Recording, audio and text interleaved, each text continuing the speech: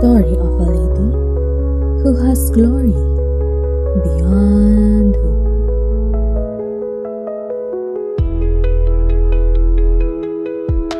Ginawa mo pala yung tama sa umpisa pa lang, madali na. Nag-gets nyo? Parang pag ito, shortcut mo, ay hindi mo to alam kasi hindi mo alam yung basic.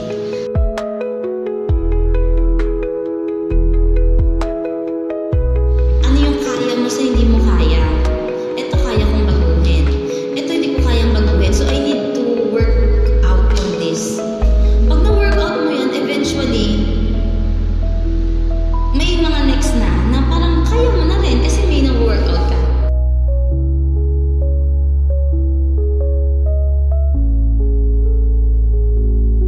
Teacher namin, be prayerful. Manalangin ka kung ano yung gusto mo. Isa sa mga pinag-pray ko, alalang-alala kasi kinumit ko nga sa Panginoon. Sabihin talagang, Lord, help me. Gusto ko ganyan. Lord, gusto ko pag may natutunan ako sa work ko, ma-apply ko sa ministry, sa gawain mo. So, yung Excel, na-apply ko siya sa ministry. As I get older, you need to be healthy, diba?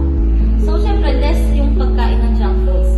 At saka, nung nalaman ko na good yung mag-donate ng blood, pwede na ako ambassador ng Red Cross. Isa yon na I strive, mag-set ako ng day pag na may Saturday. Gagawin ako dito. Ate Milks remind us that no challenge is too big when we have faith in our God and determination to move